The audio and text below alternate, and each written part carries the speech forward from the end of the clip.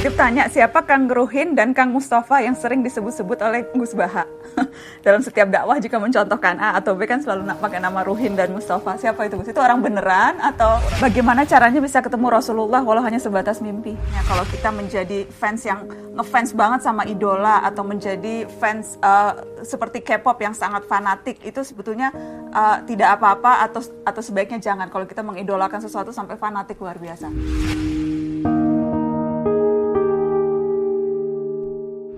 Gus, putra-putri 3 ya Gus?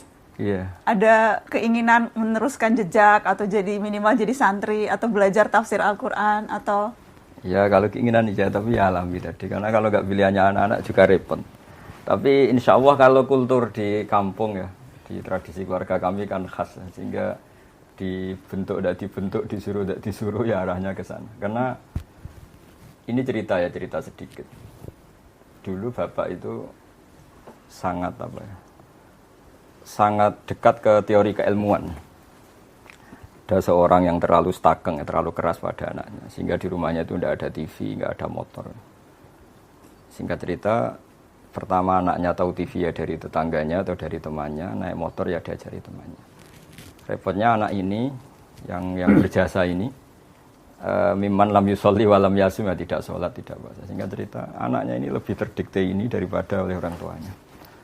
Pas sudah kejadian itu, si orang tuanya sowan ke saya, karena bapak sudah meninggal, cerita bahwa metode Kiai Nur Salim, metode jenengan saya akui Gus gini. Terus dia tanya ke saya, kenapa Gus metode itu? Saya kan ngiranya kalau ada TV, ada motor, anak jadi nakal karena nonton TV. Terus saya bilang, al-insan abdul ihsan, manusia itu budaknya kebaikan. Sehingga ketika anak Anda ini utang jasanya sama orang nggak sholat, dia ingin niru yang nggak sholat. Sementara melihat Anda sebagai orang yang tidak simpatik karena melarang terus. Semenjak itu dia ngakui manhajnya bapak saya. Dan dulu bapak saya juga gitu. TV ku yo ono madharate gitu kalau bahasa Jawa. Tapi nak radio TV terus delok ning tonggo selain ganggu yo engko pengaruh tadi. Karena tadi artinya makanya dalam doa-doa para wali, para ulama kan, jangan jadikan kami dikuasai orang yang tidak takut Engkau ya Allah. Karena tadi al-insan abdul ihsan, artinya anak ini enggak sholat. Nggak sholat, nggak puasa karena lebih utang jasa sama pertama yang meminjami motor, yang meskipun akhirnya alhamdulillah akhirnya bapaknya rubah, terus anak ini jadi baik lagi. Tapi ini kan cerita manhaj betapa bahayanya terlalu stakeng, terlalu keras tadi. Jadi dari satu keilmuan al-insan abdul ihsan ya sudah kita harus ihsan sama anak-anak, sama siapapun. Insya Allah barokahnya itu lebih mudah berdakwah. Itu di hadis rahimallahu imra'an a'ana waladahu ala birri. Allah merahmati seorang yang membantu anaknya untuk jadi baik. Bagaimana? Jangan dia maki. Jangan dia bebani beban yang berat. Ya toh? Kalau tegur yang baik. Ya toh? Itu. Jadi ada hubungan akrab sehingga kalau dia mau curhat, dia curhat pada ibunya kalau perempuan. Dia curhat pada bapaknya, bukan curhat pada temannya. Ya, temannya ya. Karena itu bersahabat. Ya, kamu kan curhatnya sama mami kan? Ya, Nana curhatnya apa marahnya? Jengkelnya mungkin ya. Abi Gus, ini kita jawab pertanyaan netizen ya. Soalnya kita udah janji. Ini dari Alfi Mai. Mungkin dijawabnya singkat-singkat aja kalau bisa. Gimana sih Abi dan Gus cara istiqomah untuk menghafal Al-Quran? Saya jawab, ya karena kalau keyakinan semua orang kalau sudah hafal lupa itu dosa. Pertama karena takut dosa. Tapi setelah ke kelas tertentu, makom tertentu memang asik. Punya hafalan itu asik. Jadi kalau dulu mungkin karena takut tadi ya nisyanul ayat atau Quran itu lupa itu dosa. Tapi lama-lama memang karena asik. Karena asik. Ya, saya kira saya benar itu. Asik, ada kenyamanan tersendiri itu ya.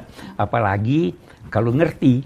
Karena itu sangat membantu dalam menghafal, menghubungkan ini tadi ceritanya ini begini. Jadi sebenarnya sangat mudah hafal itu. Tapi sangat mudah lupa. Yang kedua itu yang sering terjadi. Ya, sangat mudah. Tapi karena kalau dipahami itu jadi lebih mudah. Oh iya, jauh lebih mudah dipahami daripada tidak. Salah satu itu kan untuk Kan harus dicantolkan itu ingatan supaya dia ini. Ini nyambung ke pertanyaan Nita Desya. Bagaimana jika sampai mati saya tidak tahu arti keseluruhan isi Al-Quran, apalagi tafsirnya? Apakah saya berdosa? Hanya dibaca sampai hatam berkali-kali, baca terjemahannya juga jarang-jarang. Saya titip salam sama Gus Baha, saya sudah beli Al-Quran terjemahan yang UII. Gitu. Kalau sampai dosa enggak lah, kan kalau paham semua itu fardu kifayah. 1-2 orang di kawasan itu memahami ini sudah cukup. Dan mulai dulu pun ya enggak semuanya paham Quran. Cuma bahwa baca hatam mungkin terus belajar itu bukti cinta itu insya Allah cukup untuk sowan lah nanti kepada Allah, anta ma'aman ahbabta atau almaru ma'aman ahabba. Iya. Saya punya cerita dulu, ada seorang wali yang masih bernambah sama saya itu. Orang yang sudah mau meninggal 2 tahun atau 3 tahun sudah sepuh, tetap disuruh ngapalkan Quran. Biasanya 2 juz meninggal, 3 juz meninggal. Sehingga cerita anak-anaknya tanya ke wali tadi, kenapa mbah sudah sepuh disuruh ngapalkan, disuruh belajar? Ya setidaknya pas mati masih masuk hadis man salaka thariqan yaltamisu fihi ilman. Jadi ketika dia mati dalam keadaan mencari-cari ilmu. Iya. Diusahakan selalu untuk jadi tidak ada alasan untuk tidak belajar. Mungkin metodenya diubah. Jangan hanya baca, sambil baca terjemahan dia. Terlalu meningkat begitu ya. Ini ada pertanyaan buat Abi dan buat Gus Baha. Siapa ahli tafsir yang paling mempengaruhi pemikiran Abi dan Gus Baha dari Labib? Ini yang repot, karena bacanya banyak. Dan bacanya banyak itu pasti dalam konteks akademik atau keilmuan tafsir itu ya plus minus. Mungkin kalau rasa Jawa saya suka Syekh Nawawi.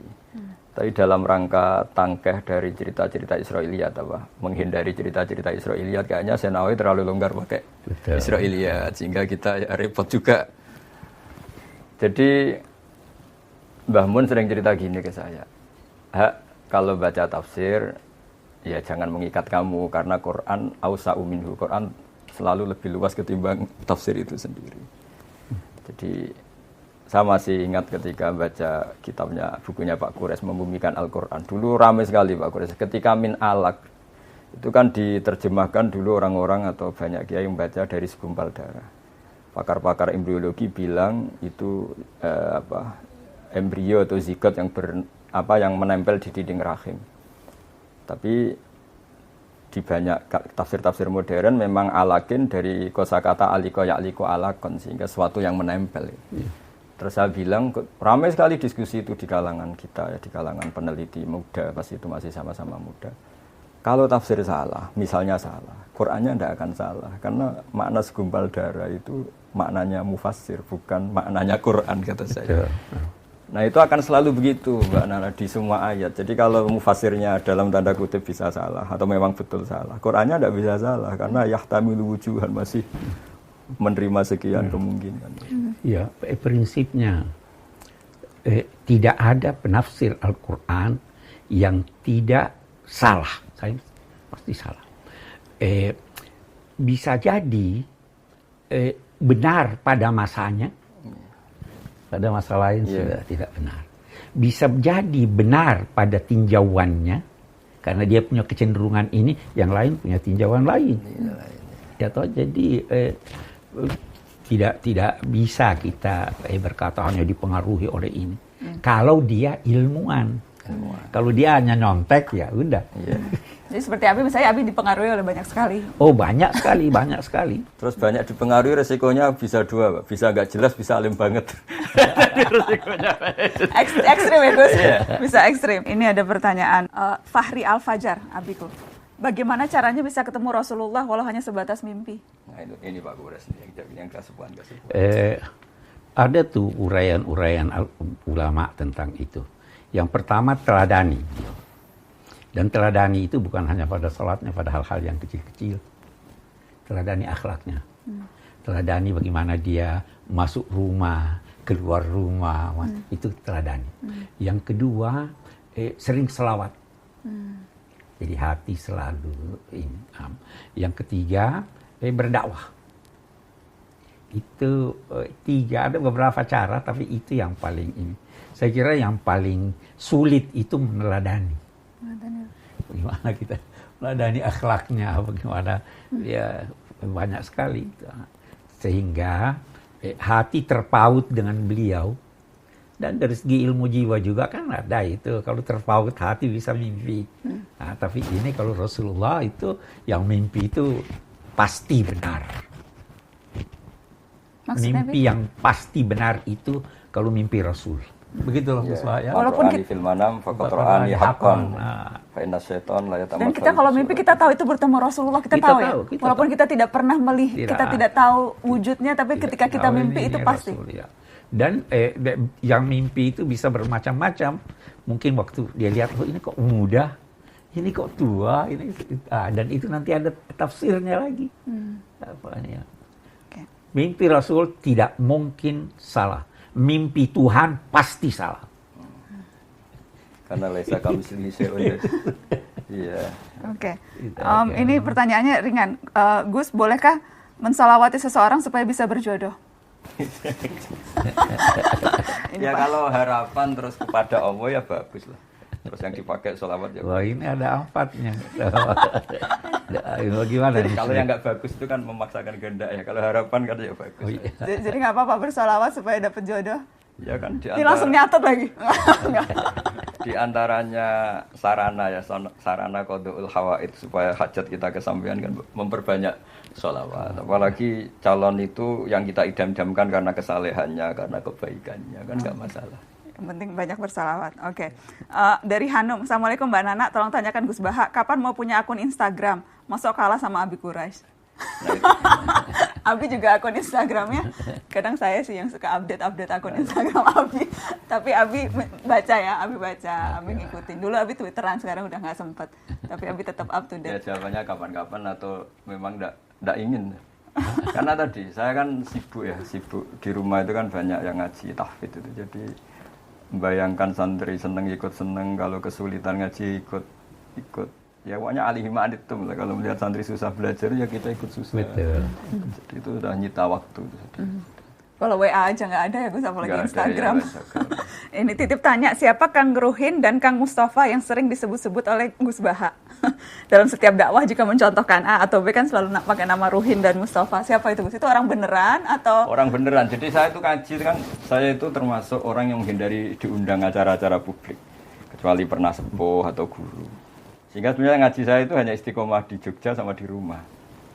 Nah, dulu kan saya kerja di UIPres tapi sambil ngaji. Karena saya ini nggak ngaji memang. Singkat cerita, 2 orang ini termasuk yang pertama. Ketika masih 20, masih di kontrakan Pak Gures, masih ikut ngaji. Karena adatnya pondok itu gejlok-gejlokan. Ya akrab betul ya, mereka anggap saya gurunya tapi ya berani makan di depan saya, berani apa saja karena ya memang akrab. Dan saya ngenang Nabi itu juga gampang saja kalau ada sahabat yang sering digojlok Nabi apa. Jadi sederhana sampai Nabi ada sahabat dipanggil Abu Hurairah, kadang dipanggil Abu Hirin. Jadi ceria sekali dulu Nabi dakwah itu. Iya, betul. Ada sahabat yang nama kamu siapa? Saya Huzan. Ndak bal anta sahel gitu kan. Jadi yang diganti-ganti namanya apa. Gampang sekali.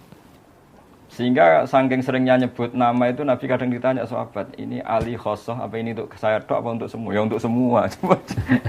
Jadi itu kan khas-khas pondok ya. Jadi memang harus ada yang diajak lawan bicara. Tapi memang teman akrab sama saya. Sampai sekarang anaknya ada mondok di saya. Oke, jadi itu menjawab pertanyaan. Jadi yang penasaran itu betul ada 2 manusianya itu ada namanya.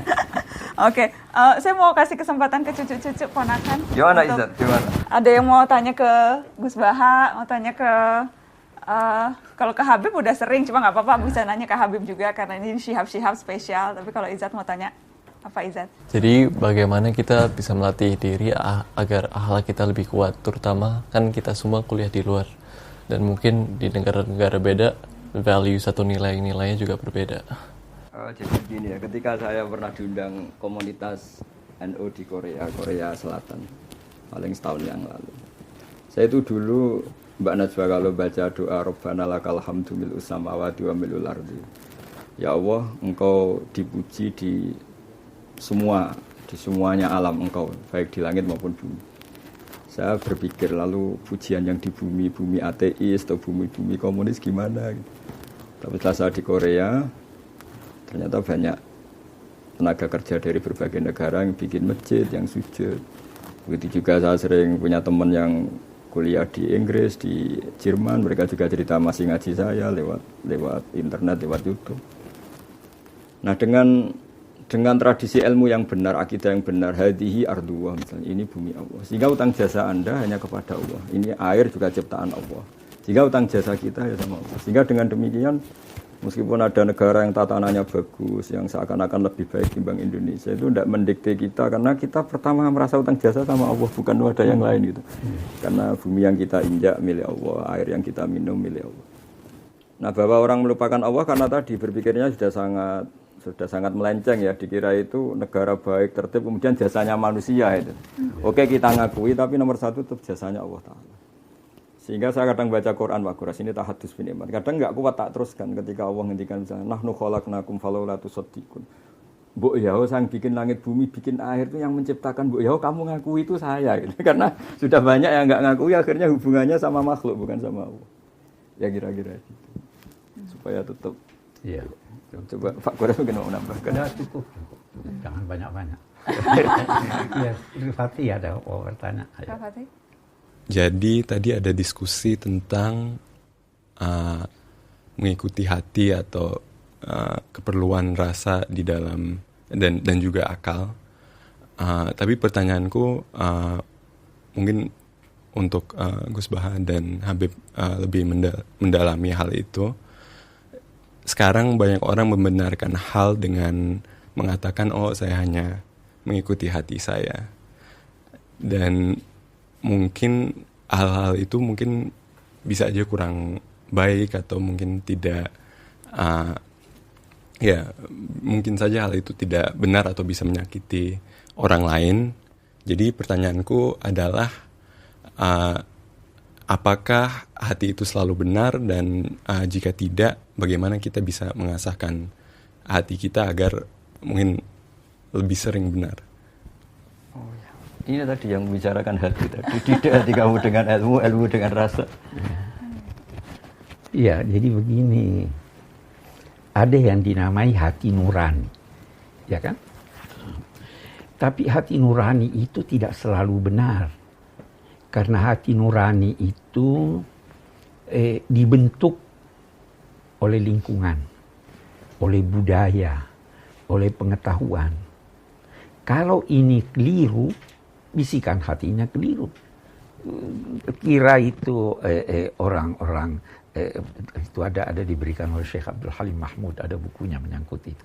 Dia bilang, kamu kira itu filosof Yunani yang melecehkan perempuan, kira-kira hati nuraninya tidak ada. Itu kaum kapitalis, apa hati nuraninya lebih rendah daripada orang komunis? Semua punya hati nurani, tapi hati dibentuk oleh ini. Hati nurani kalau mau benar harus dibentuk berdasarkan cahaya ilahi. Ya tahu? Itu yang membentuk nurani.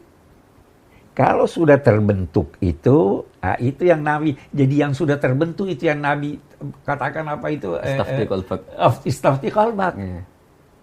Jadi kalau sumbernya, isinya salah, ya ininya salah. Tapi ikuti Al-Quran.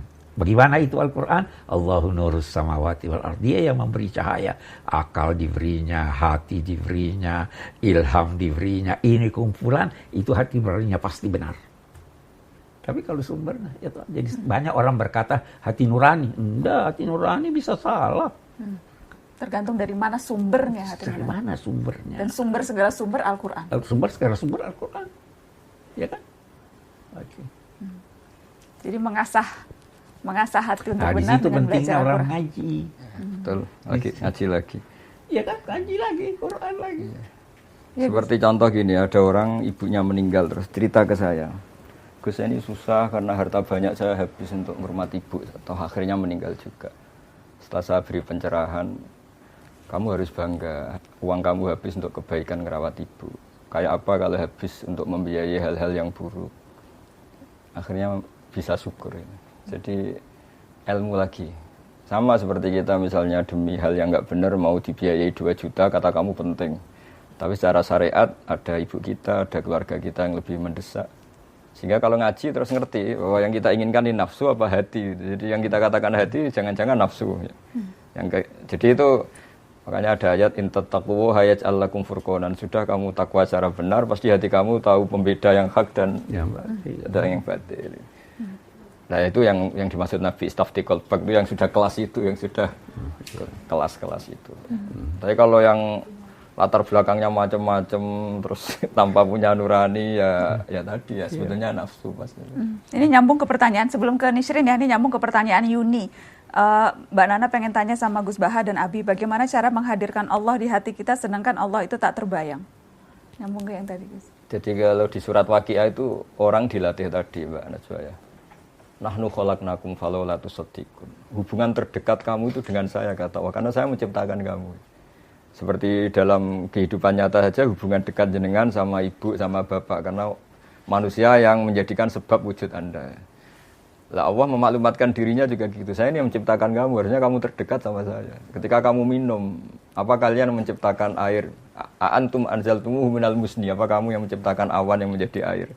Ketika kita bercocok tanam kata Allah, apa kamu yang menghidupkan tanaman itu? Semuanya saya. Nah, dengan merasa tergantung itu kepada Allah ketika kita masih janin ya, dikelola Allah sedemikian rupa di rahim ibu. Kita tidak tahu cara menyediakan Allah oksigen, kita tidak tahu cara Allah mengatur kesediaan air padahal dunia sudah seperti ini. Dengan seperti itu kan sering tergantung sama Allah. Makanya di tafsir itu inti dari tasawuf itu antumul fuqara ila Allah. Semua harus merasa butuh sama Allah. Ya, mungkin Pak Graf bisa menambahkan itu. Ya, kami tambahkan ya. Bisakah Tuhan dilihat? Tidak bisa ya? Sebenarnya bisa. Melalui alam raya. Jadi ada itu istilah tajalli. Tuhan menampakkan dirinya sesuai kemampuan kita melihat. Kita tidak bisa lihat Tuhan. Mata kita terlalu lihat matahari aja tidak bisa lama-lama, ya kan? Maka Tuhan ingin memperkenalkan dirinya. Dia ciptakan alam raya itu tadi yang dibilang khalaqtul khalqa liya'rifuni. Apa? Lihat. Kenapa ada ini?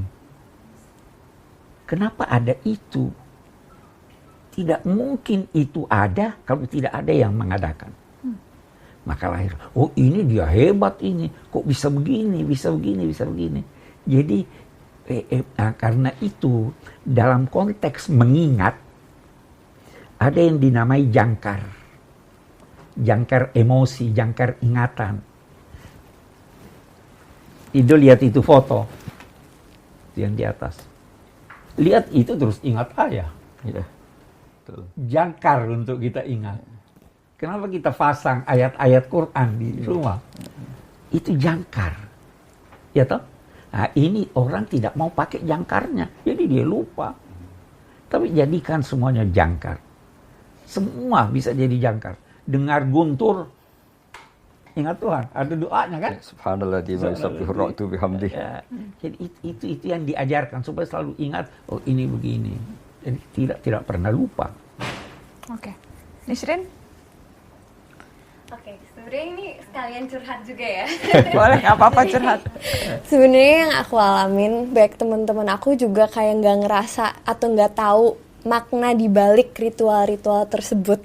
Nah, gimana kita, mungkin bisa cerita pengalaman sendiri, gimana kita bisa bergerak dari pelajaran-pelajaran agama Islam atau pengertian-pengertian agama Islam yang sebatas ritual doang pada diskusi-diskusi yang lebih dalam, yang lebih spiritual dan bermakna. Jawabannya proses. Ya semuanya itu proses. Dulu saya juga sering ditanya anak-anak SMA, ketika di Jogja sering ditanya anak-anak kuliah, gimana Gus kalau sholat supaya ingat Allah. Terus, padahal saya tidak paham lafaz-lafaz itu, kalimat-kalimat itu maknanya apa. Ya saya jawab, setidaknya kamu dengan sujud tahulah harus tunduk kepada siapa, kepada Zat yang Maha Besar, Allahu Akbar. Jadi kalau kaidah di kitab usul fikih la yudraku kulluh, la yudraku kulluh. Kalau tidak bisa semua secara total ya sebagian-sebagiannya kita tahulah. Misalnya makna-makna ayat Quran susah, ya Allah Akbar, Allah Maha Besar. Ketika sujud implementasi dari ketundukan seorang hamba kepada Allah. Terus ada yang sedang punya banyak masalah, sebesar-besar masalah kita masih besar ampunan Allah, rahmat Allah. Kalau kita sudah berusaha mencari calon istri tapi belum berhasil, dapat putus, apakah tandanya kita harus pasrah, Gus? Harusnya mulai usaha juga sudah sambil pasrah. Dari awal harus sudah pasrah. Iya. Ini mesakno, Gus, ini belum dapat putus. Coba tolong ditengahkan. Kalau saya dukun sih terus tak kasih haji, berhubung saya ada dukun ya.